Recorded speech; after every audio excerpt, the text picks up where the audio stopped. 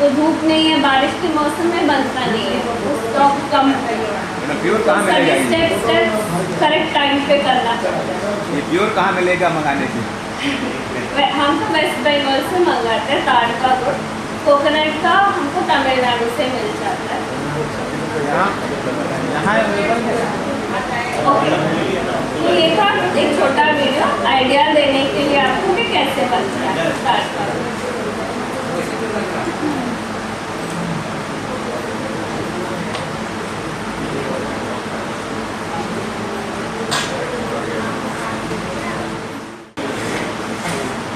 Okay, तो कल हमने बात तो कर लिया अपने स्टेपल फूड के कार्बोहाइड्रेट के बारे में, जैसा हमको ग्लूकोज बैलेंस करके रखना चाहिए, और वो तो हो गया the main part of our meal जो है कार्बोहाइड्रेट।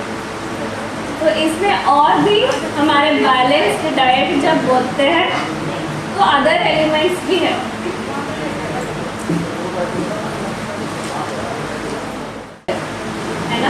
तो ये सब मिलके ही हमारा एक बैलेंस्ड डाइट बनता है।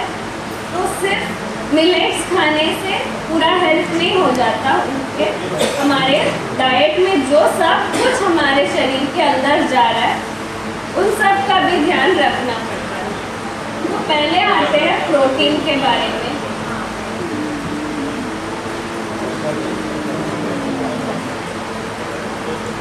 तो पहले की बात, फर्स्ट इश्यू ये है कि आजकल के फैक्ट हो गया कि बहुत सारा प्रोटीन खाना है, ये बिल्कुल गलत है। उतना सारा प्रोटीन हमको नहीं चाहिए। हमको कितना चाहिए प्रोटीन? मुट्ठी भर चाहिए दिन में। बच्चों को खुद की मुट्ठी भर, आपको अपने मुट्ठी भर का जितना प्रोटीन चाहिए, उससे ज़्यादा खाने की ज़रूरत नहीं है। और उससे ज़्यादा खाना डायबिटिक पेशेंट्स के लिए, किडनी पेशेंट्स के लिए, आर्थराइटिस जिनको है उनके लिए हानिकारक हो सकता है ज़्यादा प्रोटीन खाना।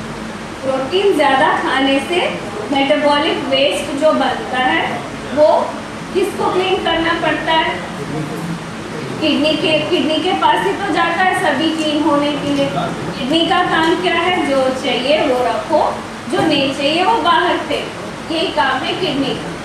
तो किडनी के पास जब ज़्यादा प्रोटीन मेटाबोलाइट वेस्ट जाता है, तो प्रोटीन मेटाबोलाइट वेस्ट होता है, यूरिक एसिड होता है, क्रिएटिन होता है, ये सब होता है।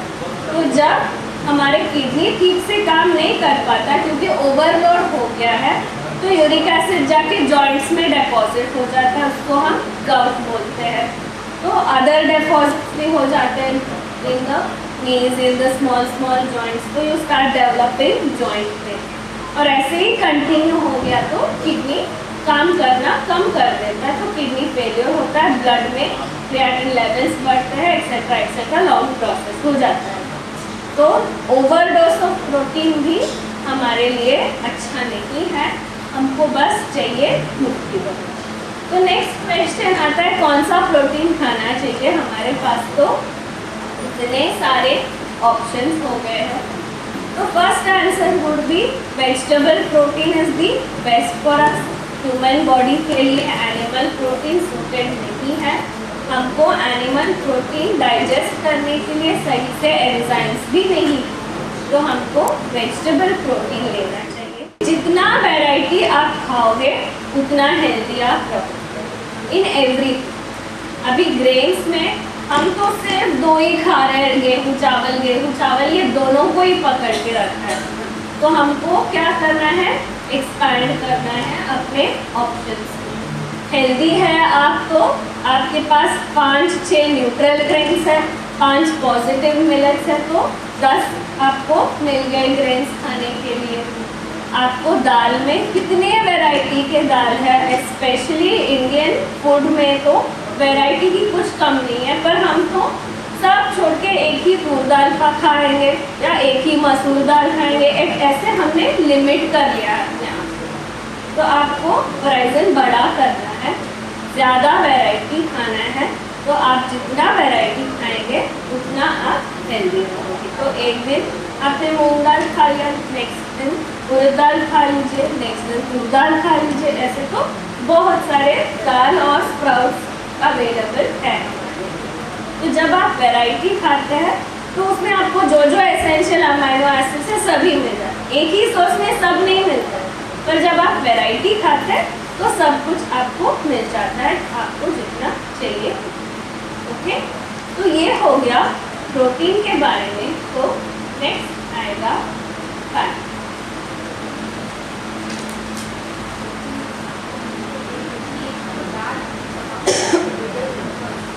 तो फैट समझते ही, सुनते ही सब समझते हैं कि ये बुरा है हमारे लिए, पर ऐसा बिल्कुल नहीं है कि फैट मतलब बुरा है।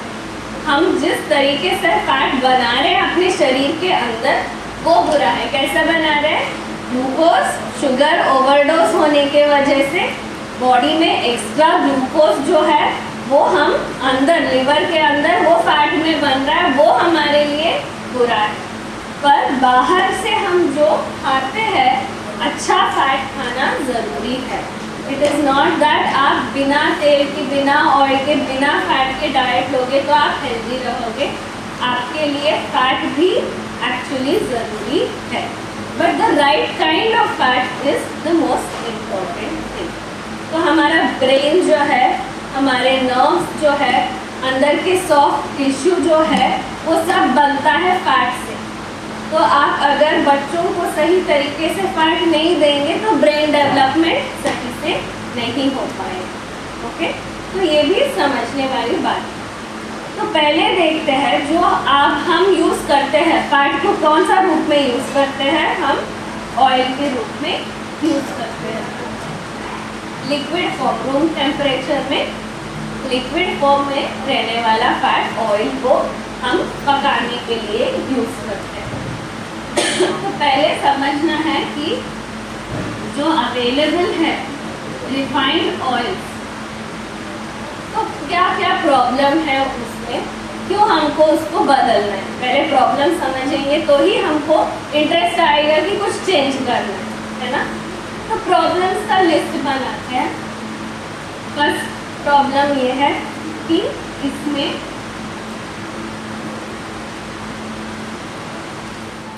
रख के लेते हो तो ये नैनो पार्टिकल्स ऑफ प्लास्टिक जाके हमारे स्मॉल इंटेस्टाइन में डिपॉजिट हो जाते हैं। आपको पता ही है प्लास्टिक नॉन बायोडिग्रेडेबल है, मतलब आप ज़मीन में अच्छे से होल बना के प्लास्टिक डाल के कवर करके 20 साल बाद देखेंगे तो भी वो प्लास्टिक ऐसा ही रहता है। तो शरीर के अंदर जाने के बाद भी हम उसको डाइजेस्ट कुछ नहीं कर सकते, वो जाके डिपॉजिट हो जाता है। तो स्मॉल इंटेस्टाइन का काम क्या था? डाइजेशन होने के बाद जो भी हमारे फूड में न्यूट्रिएंट्स है उसको हमको अब्जॉर्ब करना है ब्लड के अंदर। आप समझिए बाहर बारिश हो रहा है, आपको फ़ोन पेपर्स लेके जाना है, कागज़ लेके जाना है, तो आप क्या करते हैं? प्लास्टिक कवर में रखेंगे ताकि वो सेफ रहे, ताकि वो वेट ना हो जाए। इसका मतलब क्या है? प्लास्टिक वाटर रिपेलेंट है, मतलब पानी को दूर करता है। तो हमको जो अब्जॉर्प्शन करना था स्मॉल इंटेस्टाइन में, सारे न्यूट्रिएंट्स जो है वाटर में सॉल्युबल होते हैं, तो उस सॉल्युबल हमने न्यूट्रिएंट्स जो डाइजेस्ट किया है वाटर के मीडियम से अब्जॉर्ब करते हैं ब्लड के अंदर। पर यहाँ पे क्या हो रहा है? अच्छा सा एक प्लास्टिक नैनो पार्टिकल लेयर बन गया और प्लास्टिक जो है वो वाटर रिपेलेंट। तो क्या हो रहा है? हमारा पहले से फूड ही न्यूट्रिशन में कम हो गया, क्योंकि हम सभी प्रोसेस्ड फूड खा रहे हैं, न्यूट्रिशियस फूड नहीं खा रहे। उसके ऊपर उसमें जो भी न्यूट्रिएंट्स है वो भी हम अब्जॉर्ब नहीं कर पा रहे, क्योंकि यहाँ एक नैनो पार्टिकल ऑफ प्लास्टिक का लेयर जम गया। तो आप समझते हैं कि हमें डिफिशियंसी हो गया, हम बी कॉम्प्लेक्स का टैबलेट खाते हैं, हम कैल्शियम का टैबलेट खाते हैं, हम आयरन का टैबलेट लेते हैं, रोज़ ले रहे हैं 20 साल से, फिर भी हमको डेफिशिएंसी तो वैसा ही है, घुटनों का दर्द वैसा ही है, हीमोग्लोबिन बढ़ ही नहीं रहा, क्योंकि आपको अब्जॉर्ब सही तरीके से नहीं हो रहा है, क्योंकि वहाँ पे प्लास्टिक का लेयर जम गया। तो प्लास्टिक का पहला प्रॉब्लम ये होगा। और कल मुझे बहुत लोगों ने पूछा हेयर फॉल के लिए क्या करना है। तो पहला स्टेप होगा हेयर फॉल के लिए आपको क्या करना है, सारा फूड को आपको प्लास्टिक से दूर रखना है। बाल के हेल्थ के लिए माइक्रो न्यूट्रिएंट्स आपको सही तरीके से चाहिए रहता है। Not only iron, not only calcium, not only जो माइक्रो न्यूट्रिएंट्स हैं हम जो टेस्ट करते हैं ब्लड में, रिपोर्ट देते हैं जाके लैब में, तो आयरन कैल्शियम तो टेस्ट हो जाता है, पर इतने सारे माइक्रो न्यूट्रिएंट्स हैं जो हम टेस्ट नहीं करते, जैसे सेलेनियम, जैसे जिंक, जैसे मोलिब्डेनम, जो बहुत छोटे छोटे मात्रा में ज़रूरी है, पर उनके बिना स्किन और हेयर का हेल्थ सही से नहीं रहता है। तो उनको हम अब्जॉर्ब करने के लिए पहले इस प्लास्टिक लेयर को हटाना पड़ता है। तो हेयर फॉल के लिए तो बहुत काम करना पड़ेगा, एक कुछ ऊपर से लगाने से नहीं होता है, पहले तो प्लास्टिक को अवॉइड करना है। ओके, फिर बाद में वो माइक्रो न्यूट्रिएंट्स सभी हमको फिर से अब्जॉर्ब करना है, फिर जाके ही हमारा हेयर क्वालिटी इम्प्रूव हो जाएगा।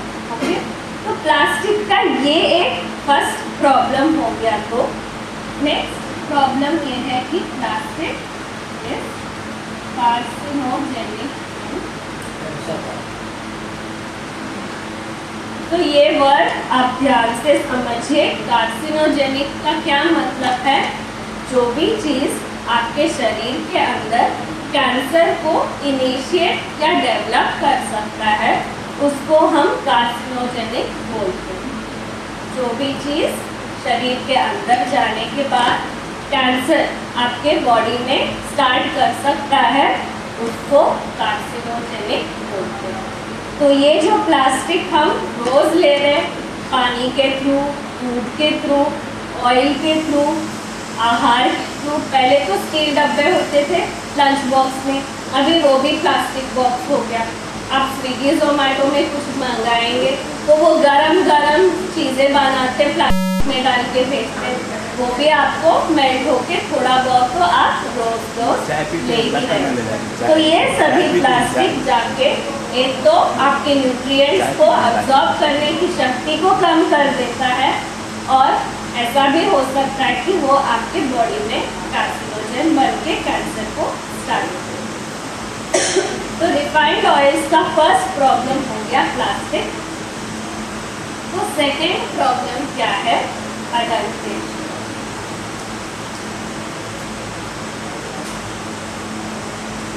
मिलावट जो गलती करते हैं इसमें ऑयल में, वो एक सेकेंड प्रॉब्लम। तो क्या क्या मिक्सिंग होता है हमारे कुकिंग ऑयल्स में, फर्स्ट है उसमें मिनरल ऑयल। तो ये मिनरल ऑयल क्या होता है, जब हम पेट्रोलियम भूमि के अंदर से निकालते हैं, पेट्रोलियम तो सबको पता है, तो पेट्रोलियम को डायरेक्टली यूज़ नहीं कर सकते फ्यूल के हिसाब से, तो उसको पहले रिफाइनिंग करना पड़ता है, डिस्टिलेशन प्रोसेस रहता है उसका।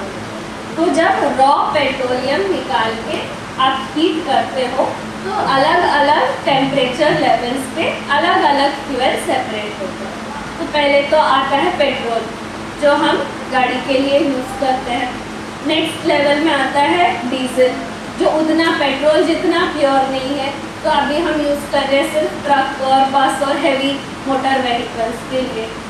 और नीचे लेवल में आता है केरोसिन जो हम पहले पकाते थे, चूल्हे में डाल के पकाते थे।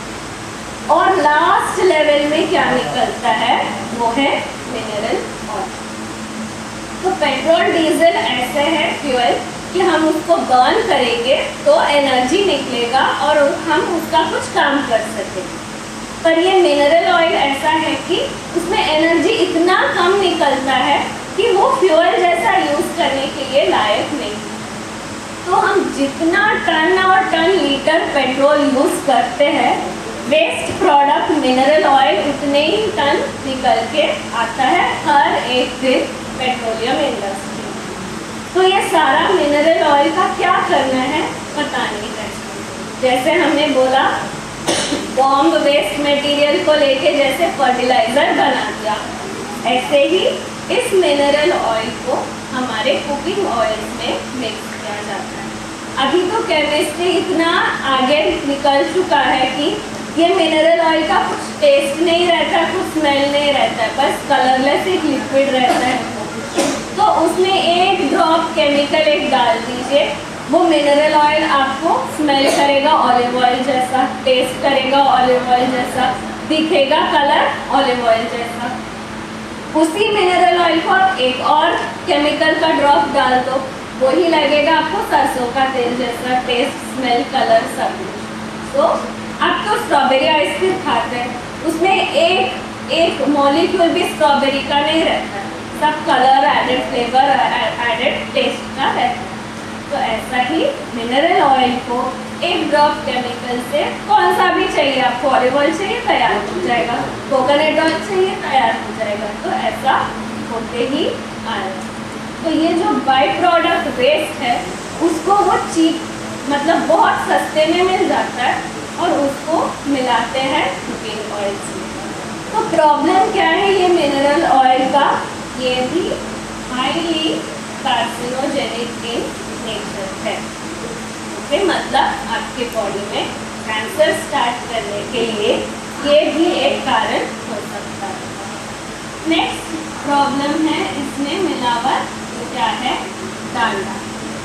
ये डालडा क्या होता है, पहले तो डालडा वनस्पति होता था जो हम सब वनमूलिकाओं को जोड़ के उसमें से फैट निकाल के बनाते थे, जो हमारे हेल्थ के लिए अच्छा होता था। पर अभी डालडा क्या होता है, एक और बड़ा इंडस्ट्री जो है, जो वेस्ट प्रोडक्ट रोज इस जनरेट कर रहा है, वो है क्या, कौन सा, पेट्रोल डीजल का हो गया। नेक्स्ट, केजी मीट बेचते हैं तो हर कौन सा part of the animal use नहीं होता है, तो जो कुछ भी बचा है सब मीट इकट्ठा होके बॉईल करते हैं। जब बॉईल करते हैं तो पूरा फैट जो रहता है, एनिमल फैट जो है, वो ऊपर कलेक्ट हो जाता है, तो उसको लार्ड या डालडा बोलते हैं। और ये एनिमल फैट भी मिक्स हो रहा है आपके कुकिंग ऑयल से। तो आप समझते होंगे कि हम वेजिटेरियन हैं कई लोग, पर बिल्कुल आप रिफाइंड ऑयल ले रहे तो कॉन्सेंट्रेटेड एनिमल फैट खाते जाते हैं। ये बेकरी में टेस्टी फूड कैसे बनता है, केटरिंग में, होटल में, सभी, क्योंकि ये लोग यूज़ करते हैं। बटर तो कौन यूज़ करता है, बटर बहुत महंगा है, ये तो सस्ते में मिल जाता है, यही यूज़ होता है। और प्रॉब्लम ये है कि ये एनिमल फैट जो है जब हीट होता है वो भी कार्सिनोजेनिक है, और इसमें बहुत सारे टॉक्सिन्स इकट्ठे होके रहते हैं, कॉन्सेंट्रेट होके रहते हैं। तो प्रॉब्लम नंबर 1 प्लास्टिक हो गया, प्रॉब्लम नंबर 2 मिनरल ऑयल हो गया, प्रॉब्लम नंबर 3 डालडा हो गया। ओके, समझिए। आप बोलेंगे नहीं, हम एक बहुत अच्छे कंपनी का ऑयल लेते हैं, उन्होंने तो कुछ मिलावट नहीं किया है, प्योर हमको मूंगफली का तेल मतलब मूंगफली का ही तेल दिया है, उन्होंने सरसों का तेल मतलब सरसों का ही, सनफ्लावर मतलब सनफ्लावर ही, एडल्ट्रेशन नहीं। ठीक है, मान लेंगे नहीं है उसमें एडल्ट्रेशन, फिर भी क्या होता है उसमें जो प्रोसेस है ऑयल निकालने का, तो इंडस्ट्री है ऑयल का भी, तो इंडस्ट्री का मकसद क्या होता है, मैक्सिमम प्रोडक्शन करना। तो जितना भी तेल उस सीड के अंदर है पूरा खींच के निकाल के हमको उससे बेचना है और प्रॉफिट बनाना है। तो कैसे निकालते हैं उस तेल को, हाई प्रेशर और हाई टेम्परेचर यूज करते हैं और केमिकल्स भी यूज करते हैं, केमिकल एक्सट्रैक्शन भी होता है। तो जब हाई प्रेशर, हाई टेम्परेचर और केमिकल्स यूज करते हैं तो पहले तो ये होता है कि ऑयल में जो नेचुरली अच्छे एलिमेंट्स होते हैं, जैसे कि फैट सॉल्युबल विटामिन होते हैं, वो खराब हो जाते हैं। और उसके साथ क्या होता है, ये हाई प्रेशर और हाई टेम्परेचर की वजह से फ्री रेडिकल्स निकलते हैं। ये फ्री रेडिकल्स क्या होते हैं? नेगेटिव चार्जेस होते हैं जो बॉडी के अंदर जाके क्या करते हैं? पहले तो सेल को डैमेज कर सकते हैं। चलो छोड़िए, सेल डैमेज हो गया तो हम खुद रिपेयर, तो हमारे बॉडी में हीलिंग कैपेसिटी है तो थोड़ा बहुत हम रिपेयर कर लेंगे। नेक्स्ट क्या होता है? सेल डेथ हो जाता है। सम सेल्स डैमेज होते हैं तो सम सेल्स डेथ हो जाता है। डेड सेल्स को भी हम रिप्लेस कर लेते हैं खुद के बॉडी में, हीलिंग कैपेसिटी है, न्यू सेल्स जनरेट होके इन डेड सेल्स को रिप्लेस कर सकते हैं। पर और क्या होता है कि बॉडी में कैंसर स्टार्ट होता है। तो ये फ्री रेडिकल्स भी हाईली कार्सिनोजेनिक है। अगर आपका तेल प्योर है तो भी अगर उस तेल को मशीन में एक्सट्रैक्ट किया गया, बड़े बड़े मिल में एक्सट्रैक्ट किया गया है, वहाँ पे हाई प्रेशर और हाई टेम्परेचर की वजह से ये फ्री रेडिकल्स जनरेट होते हैं। और जब फ्री रेडिकल्स जनरेट होते हैं तो बॉडी में कैंसर आने की संभावना ज़्यादा होता है। तो इतना हम बात कर रहे हैं कार्सिनोजेनिक के बारे में, कैंसर के बारे में, तो एक 2 मिनट का डिविएशन लेते हैं तेल से बात करने के लिए कि कैंसर क्या होता है।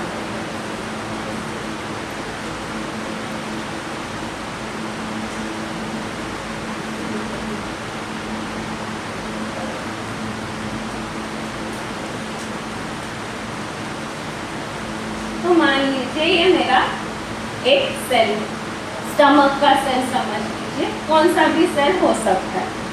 तो इस सेल को कैपेसिटी रहता है नेचुरली कि ये सेल जब ज़रूरत पड़े तब 2 सेल में रेप्लिकेट हो सके। ओके, ये नेचुरल प्रोसेस रहता है। समझिए कि आपको चोट लग गई, स्किन का एक लेयर पील ऑफ हो गया, तो वो स्किन हील होता है। कैसे होता है?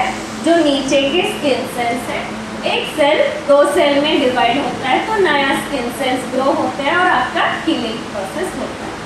ये कंटिन्यूअस प्रोसेस हर जगह होते रहता है शरीर के अंदर। तो जब ज़रूरत पड़े तब एक सेल को 2 सेल में रेप्लिकेट होने की चांस रहता है। तो ये ज़रूरत किसको पता रहता है? अंदर जो डीएनए है, जेनेटिक मटेरियल है सेल के अंदर, वहाँ पे कंट्रोल रहता है कि जब ज़रूरत है इस सेल को रेप्लिकेट होना है, ज़रूरत नहीं है तो उसको रेप्लिकेट नहीं होना। ये होते रहता है नॉर्मली हमारे बॉडी के अंदर। पर कैंसर का क्या मतलब होता है? जब कोई कार्सिनोजन रिपीटेडली आपके बॉडी में एक्सपोज होता है, जैसे कि प्लास्टिक हो सकता है, जैसे कि ये फ्री रेडिकल्स, जैसे कि ये केमिकल्स, तो क्या होता है? इस डीएनए को ये कंट्रोल छूटता है, कंट्रोल नहीं रहता है तो एक सेल 2 में डिवाइड होते हैं, ये 2 सेल फिर 4 हो जाते हैं, 4 से फिर 8 हो जाते हैं और ऐसे ही कंटिन्यू होते रहता है सेल डिवीजन। तो आप देख सकते हैं पहले का नॉर्मल सेल्स जो है अगर रेप्लिकेट होके 2 हो रहे, ये दोनों भी इसी सेल के तरह दिखते हैं और काम करते हैं। पर ये जो कैंसर सेल्स है उसका कुछ सही से फॉर्म भी नहीं, काम भी नहीं, एक ही काम है उनका, रेप्लिकेट करो और दूसरा सेल्स बनाते। तो ये होता है बॉडी में कैंसर कैसा शुरू होता है। बहुत सिंपल तरीके से मैंने समझाने की कोशिश की है कि कैंसर क्या है।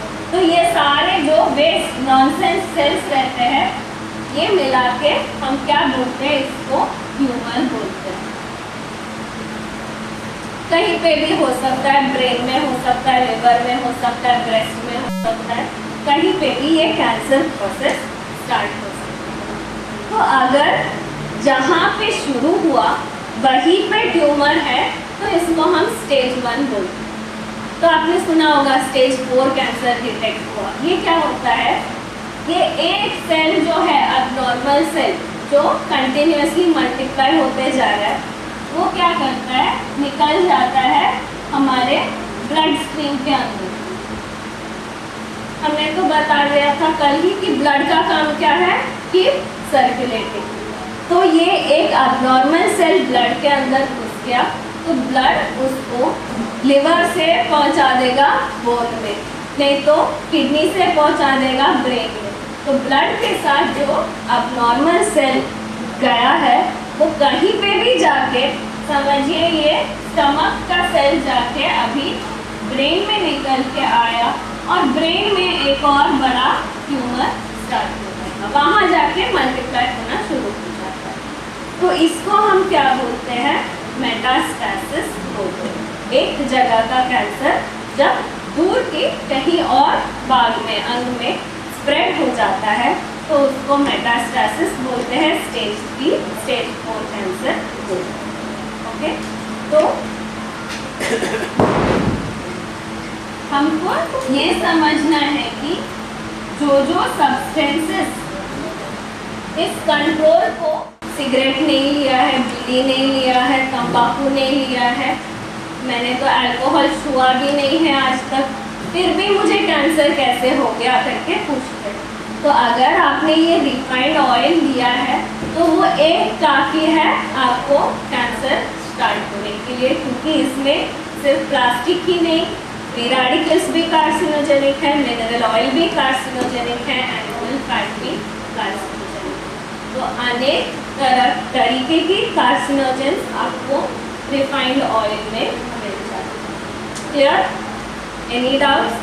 तो by now you should have understood कि रिफाइंड ऑयल हमको जो बाजार में मिलता है वो तो हमको लेना नहीं, पर ऑयल तो ज़रूरी है कुकिंग के लिए, और हमने बताया ब्रेन डेवलपमेंट के लिए भी चाहिए रहता है। तो कैसे एक्सट्रैक्ट करना है इन ऑयल्स को, तो हमको ध्यान में ये रखना है कि टेम्परेचर और प्रेशर ज़्यादा नहीं लेना है, हमको एक्सट्रैक्ट करना है। तो the best method to extract oils is, जो हमारे एंसेस्टर्स करते थे, वो है बुल ड्रिपर घानी। वुडन घानी रहता है जिसके बैल चक्कर काट के, तो धीरे धीरे से without any raise in temperature और pressure oil gets extract. Video देखेंगे, उसका भी एक वीडियो है। कोकोनट हो जाए, ग्राउंडनट हो जाए, मस्टर्ड हो जाए, सेसेम हो जाए, जो भी हो, this kind of procedure for extracting is very important.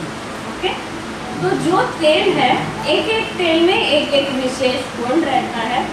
जैसे कि कोकोनट ऑयल जो है एंडोक्राइन ग्लैंड्स को एक्टिवेट करता है, जैसे कि थायराइड पेशेंट्स हो, टाइप 1 डायबिटीज़ के पेशेंट्स हो, उनको वो हार्मोन रिलीज करने के लिए ये एक्टिवेट करता है। तो हम क्या बोलते हैं, कच्चे घानी का जो तेल है, सुबह एम्प्टी स्टमक उठते ही अगर आप 2-3 स्पून लोगे, जिनको ये थायराइड का प्रॉब्लम है या घुटनों का दर्द है, घुटनों के दर्द जिनको है, वो क्या बोलते हैं, लुब्रिकेंट रहता है कि जॉइंट स्पेस के अंदर, ताकि बोन्स दोनों टच ना हो, फ्रिक्शन ना हो।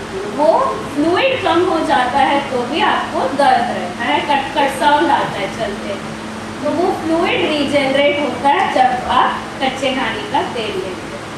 स्किन प्रॉब्लम्स के लिए सेसेम ऑयल बहुत अच्छा है, ऐसे खाली पेट में पीना, ऐसे ही, हाँ ऐसे ही। तो सेसेम ऑयल जो है स्किन के लिए बहुत अच्छा होता है।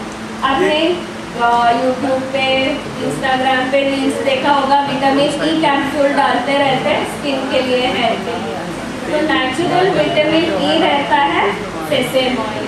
तो एप्लीकेशन के लिए बेस्ट ऑयल रहेगा सेसेम ऑयल। ये कोई भी ऑयल हो सकता है मैम? हाँ, सरसों और वाइट तिल का तेल, काला वाला काला वाला भी अच्छा है, सफ़ेद वाला भी अच्छा है। मेडिसिनल प्रॉपर्टीज काला तिल में ज़्यादा है।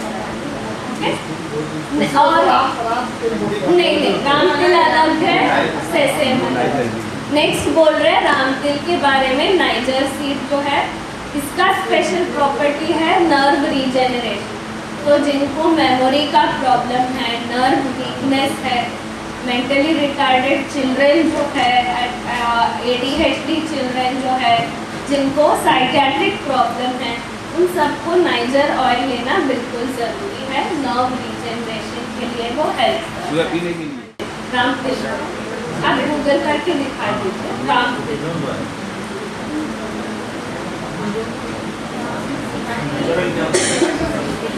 तो पहले से हम क्या बोल रहे हैं, वैरायटी इम्पोर्टेंट है।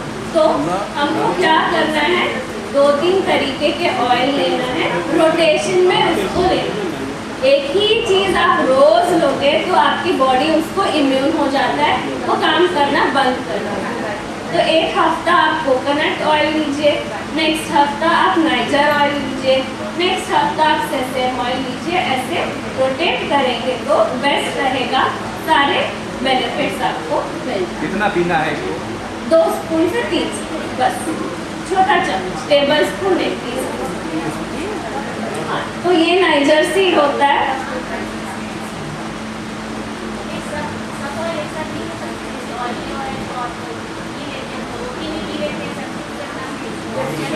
बनाने का अलग है, कुकिंग के लिए मैं बोल रही हूँ, डिसीज के लिए पीने का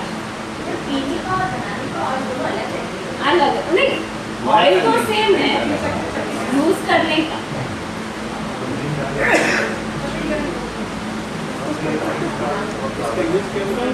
सस्टेन कर सकते हैं। कुसुम बोलते हैं सैफलॉवर, पता है आपको कुसुम का तेल? सैफलॉवर, SAFF।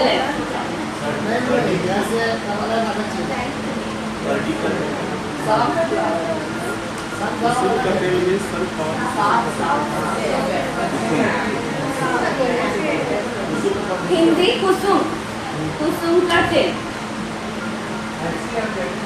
वो अलग, नाइजर है ना, वो फ्लैक्सीड है। नाइजर ऑयल भी 2-3 चम्मच ले सकते हैं। हाँ, नाइजर ऑयल भी 2-3। तो एक हफ्ता कोकोनट ऑयल लीजिए, नेक्स्ट हफ्ता नाइजर ऑयल लीजिए, ऐसा रोटेट। तो डीप फ्राइंग के लिए अगर आप रिफाइंड ऑयल से बहुत यूज टू हो चुके हैं, आपको जो घानी का तेल, कच्ची घानी का तेल सडनली चेंज करने में स्मेल लगता है, वो स्ट्रॉन्ग रहता है, पंजेंट रहता है, तो आप फर्स्ट सैफलॉवर ऑयल यूज कीजिए। इसका बहुत न्यूट्रल रहता है, मतलब स्ट्रॉन्ग स्मेल टेस्ट नहीं रहता है खुद का। तो कौन सा भी कुकिंग में आप यूज़ करेंगे तो आपको न्यूट्रल लगेगा।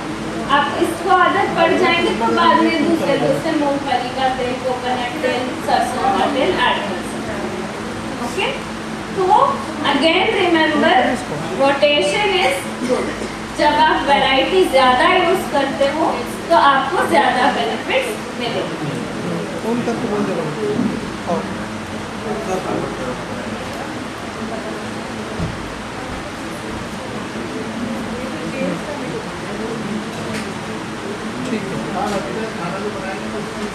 तो बच्चों को डेवलपमेंट के टाइम में ब्रेन जब डेवलप होता है तो तब फैट रिक्वायरमेंट ज़्यादा रहता है। तो बच्चों को क्या कर सकते हैं, आप तिल का लड्डू बना के दे सकते हैं, नहीं तो कोकोनट लड्डू बना के दे सकते हैं, ये नाइजर सीड जो है उसका लड्डू बना के दे सकते हैं। तो दिन में एक तरीके की लड्डू देंगे तो all kinds of essential part जो है वो मिल जाता है, तो उनका ब्रेन डेवलपमेंट, उनका IQ सभी बढ़ते जाता है। तो 1 to 5 इयर्स में ये बहुत एसेंशियल है कि आप गुड क्वालिटी ऑयल ही देना ज़रूरी नहीं है। पकाने के लिए आप घानी का तेल यूज़ करते करते डायरेक्ट वो ऑयल जो सीड्स है उनको डायरेक्ट खिलाएंगे तो भी उनको बेनिफिट। मैडम, ये लॉन्ग टाइम लेने से मॉर्निंग वाला तेल बिल्कुल नहीं, कुछ प्रॉब्लम नहीं। इंडियन कुकिंग के हिसाब से डेली यूज में कौन सा तेल? वही मैं बोलती हूँ, एक तेल नहीं रहता है बेस्ट तेल। तो क्वेश्चन जब आता है व्हाट इज द बेस्ट, तो उसका आंसर कभी सही नहीं हो सकता। बेस्ट कुछ भी नहीं रहता है, रोटेशन हमेशा बेटर। रोटेशन में कौन groundnut oil, coconut oil, sunflower oil, mustard oil सभी यूज कर। जो मैडम तो हम लोग डिस्कस करते हैं उसमें CA की भी जरूरत है, वकील की भी जरूरत है, वर्कर की भी जरूरत है, ऐसे सब ऑयल की जरूरत है आपके शरीर में। बिल्कुल बिल्कुल। the important point is the method of extraction. Oil seed अलग अलग तरीके से यूज कर सकते हैं, but the method of extraction आपको घानी का रहना चाहिए. तो नेक्स्ट इन बैलेंस्ड डाइट हम बात करेंगे अबाउट वेजिटेबल्स एंड ग्रेन्स.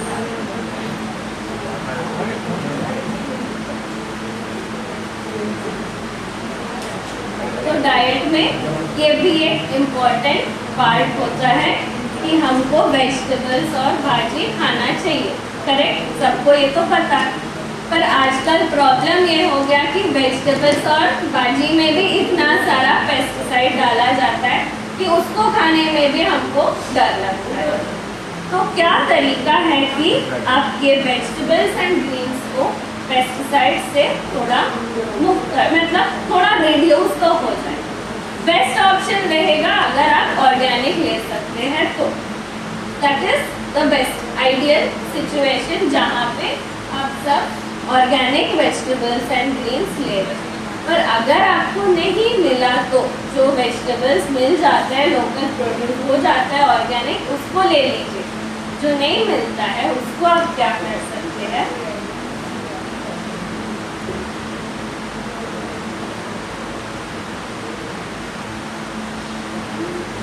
इमली के पानी में उसको डुबो लो. जो भी आप यूज़ करते हैं वेजिटेबल और भाजी उस दिन का, तो क्या करना है आपको, इतना इमली का पीस लेना है, हाथ लेना, नींबू के साइज जितना. 2 लीटर पानी लेना है, उसको अच्छे से स्क्वीज करके इमली का पानी तैयार करना है.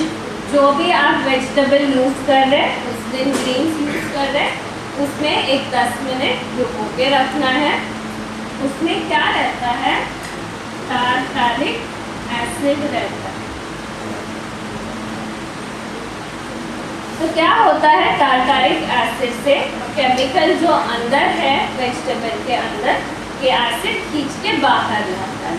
पूरे आई एम नॉट सेइंग 100% निकल जाएगा, एटलीस्ट एक 60-70% तक बाहर निकल के आ जाएगा. तो बाद में आप उसको निकाल के अच्छे से फ्रेश वाटर में धो के यूज़ कर सकते हैं. तो ये तरीका है 10 मिनट. मैडम तो ये मैंने फूड से भी करते हैं क्या? हाँ वही. तो ये अप्लाई होता है सिर्फ वेजिटेबल्स और ग्रीन्स को. फ्रूट्स को ये काम नहीं आए. क्यों, सोचिए. वो अल्कलाइन का लफड़ा है. ये तो एसिड है, टारटारिक एसिड, जो वेजिटेबल्स और ग्रीन से केमिकल को खींच सकता है. पर फ्रूट के अंदर भी यूजुअली एसिड रहता ही है, डिफरेंट एसिड. मैंगो में गैरिक एसिड रहता है, सिट्रस फ्रूट में सिट्रिक एसिड रहता है. तो ये एसिड वो एसिड का कंपटीशन हो जाता है और केमिकल बाहर अच्छे से नहीं निकलता. तो फ्रूट्स तो आपको बिल्कुल ऑर्गेनिक ही खरीदना है, नहीं तो मत ही खाइए. कोई बात नहीं, आपने फ्रूट्स नहीं खाया एक दिन तो, पर आपको खाना है सिर्फ ऑर्गेनिक फ्रूट्स, क्योंकि more than the benefit you will get from eating market वाला फ्रूट, आपको उसमें जो केमिकल है उससे बॉडी में डैमेज ज़्यादा होता है. तो हम समझ के खा रहे हैं इतना भर भर के फ्रूट्स, पर हम ले रहे हैं इतना सारा केमिकल बॉडी के अंदर, इतना सारा पेस्टिसाइड. आपकी तो आप देखेंगे तो डर लग जाएगा. ग्रेप्स के फार्म में जाएंगे, ग्रेप्स कैसे उगाते हैं, रोबोट रहता है. जो रोबोट है उसके सर के ऊपर एक कैमरा रहता है और एक बाउल ऑफ पेस्टिसाइड रहता है. तो वो कैमरा डिटेक्ट करता है यहाँ पे ग्रेप्स का एक बंच है, तो वो रोबोट ऑटोमेटिकली जाके ऐसे वो पेस्टिसाइड में ग्रेप्स को ऐसे डुबा के ऐसे नीचे करेगा. फिर नेक्स्ट जाएगा नेक्स्ट बंच के पास. तो ऐसे रोबोट के हेल्प से डाल रहे पेस्टिसाइड केमिकल फ्रूट्स ग्रो करने. बाजार में बनाना का रेट गिर रहा है, तो एक इंजेक्शन है वो दे देंगे, तो वो ऐसे कच्चा ही रहेगा. 3 हफ्ते के बाद रेट थोड़ा बढ़ रहा है, एक और इंजेक्शन देंगे, तब वो फ्रूट बन जाएगा ग्रीन केले से येलो. आपको वाटरमेलन पता है, उसमें स्वीट के लिए एक इंजेक्शन, कलर के लिए इंजेक्शन, टेक्सचर के लिए एक इंजेक्शन. और वैक्स और प्रिजर्वेटिव्स तो पूछिए मत। कश्मीर में ग्रो होते हैं एप्पल, हमको 2 महीने बाद वहाँ पे सुपरमार्केट में फ्रेश और रेड कलर दिखेंगे। तो कितना केमिकल यूज होता है आप उससे समझ सकते हैं। अभी तो हेलीकॉप्टर से स्प्रे कर रहे हैं केमिकल्स ग्रो करने के लिए। तो बेहतर है आप दूर ही रहे। आप थोड़ा कोशिश करेंगे तो हर जगह ऑर्गेनिक कुछ ना कुछ आपको मिल ही जाता है। मैंने ये बोला कि सारे फ्रूट्स मिल जाएंगे, पर जो भी मिलते हैं ऑर्गेनिक उसको आप खाइए। वेजिटेबल्स ग्रीन्स तो क्लीन हो सकते हैं, फ्रूट्स क्लीन नहीं। मैडम जो एग्जाम वगैरह में भी मिलावट होगी हाँ, एक शीट काफी है।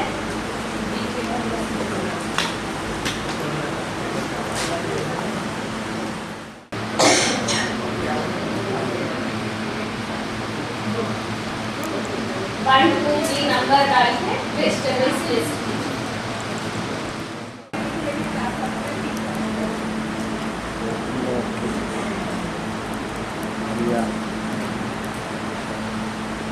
नो कॉपी, अकेले अकेले लिखो।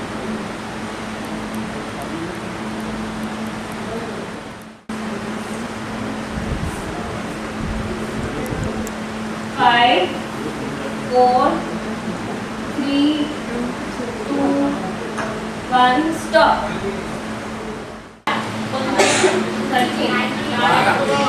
19,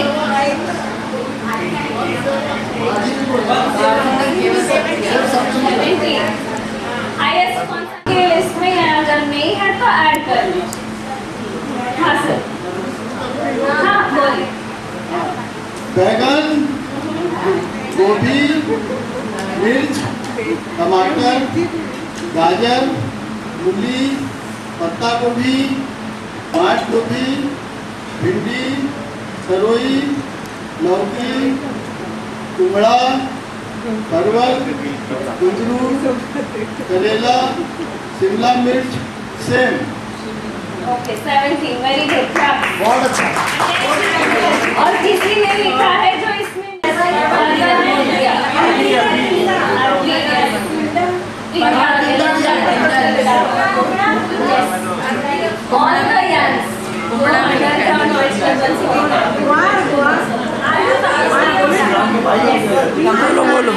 बोलो।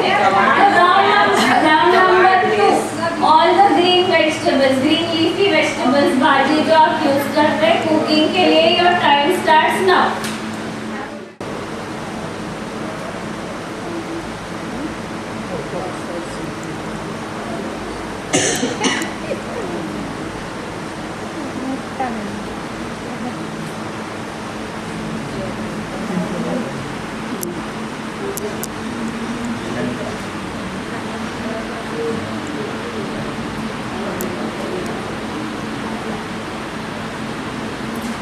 Last 10 seconds. जोर से बोलिए ना। हेलो हाँ भाई। चौलाई भाजी, पालक भाजी, सरसों भाजी, मेथी भाजी, धनिया पत्ती, मूली भाजी, मुर्गा भाजी और चना भाजी और प्याज भाजी और पालक भाजी, पुदीना। हो गया। नहीं, पालक एक ही बात तो बोली। पुदीना, लाल भाजी, करमत्ता भाजी, तेज भाजी, खट्टा भाजी, कोई भाजी हाँ कोई भाजी कोई लाल भाजी हम लोग होली खेलते फिर वो एक डबल हो गया था। अब कोई भाजी नहीं छूटा, 3 छूटा। चलो भी हो।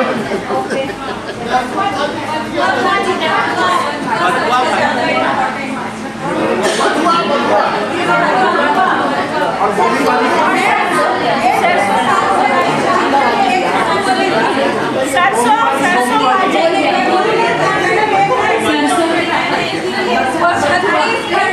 छत्तीसगढ़ में 36 प्रकार की भाजियाँ होती है। सभी को ये बताना चाहूँगी कि का नाम भी फेमस 36 माताओं के कारण और छत्तीसगढ़ की 36 भाजियों के कारण फेमस है। आप अगर छठी भाजी बता दीजिए तो हाँ, मैं बता सकती हूँ। I can tell. चौलाई भाजी, लाल भाजी, पालक भाजी, बथुआ भाजी, मेथी भाजी, मूली भाजी, सरसों भाजी, कुसुम भाजी, चरौटा भाजी, तिलपनिया भाजी, मुनगा भाजी, प्याज भाजी, अरबी भाजी, अरबी की भाजी, चना भाजी, तिवरा भाजी, चेक भाजी, कांदा भाजी, पोई भाजी और अब बताना पड़ेगा फुल्का भाजी और करमत्ता भाजी और एक और आता है कांदा भाजी। 21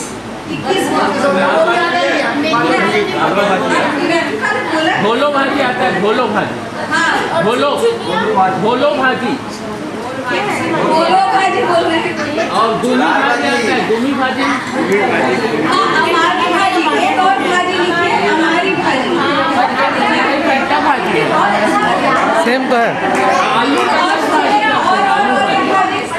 पटवा भाजी और एक है अपन कुमड़ा भाजी लिखा दे, कुमड़ा भाजी और कोई तो 22-25 हुई है, 27 हो गए देखिए। और मुनगा भाजी मैंने कहा ना,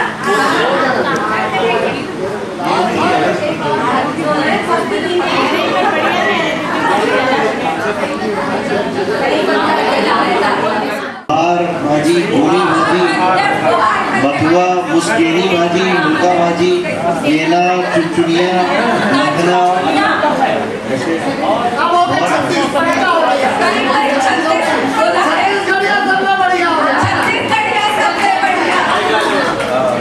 दीदी आपने साथ में मजा आ गया।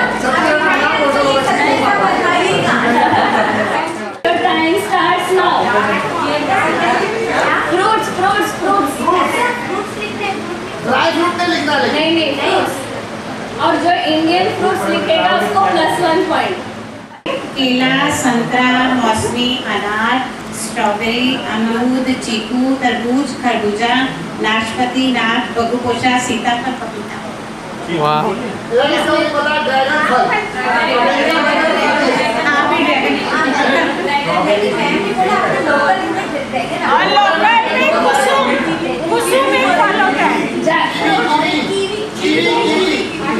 वो सब बाहर क्या करो लोकल फ्रूट है।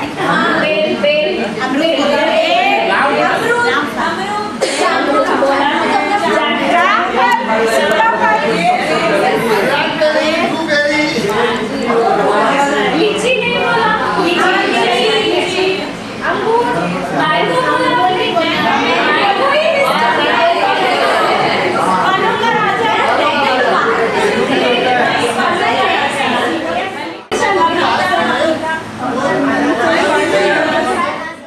रहता है वो बहुत ही स्वादिष्ट और बहुत ही स्वास्थ्यवर्धक है।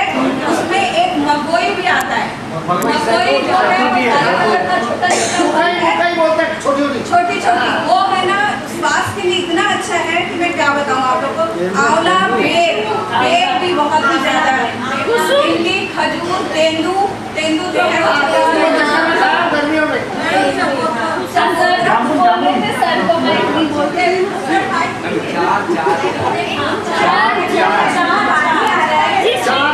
जिसमें से चिरौंजी निकल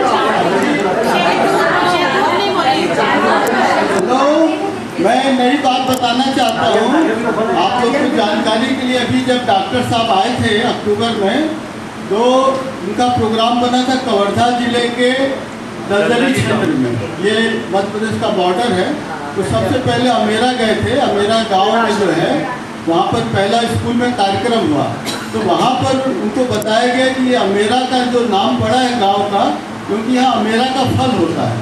तो डॉक्टर साहब ने तुरंत समझ गए और उन्होंने कहा कि ये जो फल है ये बहुत उपयोगी फल है, क्योंकि इसको जो अपन अमली खाते हैं इसमें हम लोग रिकमेंड करते हैं अचार थोड़ा सा खट्टा खाना चाहिए, आंवला हो या कोई भी हो। तो ये हमारा जो है ये सबसे खट्टा होता है। और उन्होंने फिर बाद में स्वामी जी को फ़ोन किया कि मुझे अमेरा का जो है झाड़ चाहिए, इसका पूरा उन्होंने निकाला। फिर बोले इस झाड़ को मैं पूरे विश्व में फैलाऊंगा। ये मैं आपकी जानकारी के लिए मैं बताऊंगा। हमारा आता है आम जैसा आता है, आम थोड़ा छोटा होता है, बिल्कुल आम जैसा दिखता है, वो इसको हमारा बोलते हैं, हमारा बोलते हैं। पोखरा किसने कि मैं झांसी की रानी को आज हर क्षेत्र में कितने उमंग से काम करती हूँ। आप वो छत्तीसगढ़ में झांसी की रानी के डबल झांसी की रानी है। Thank you very much.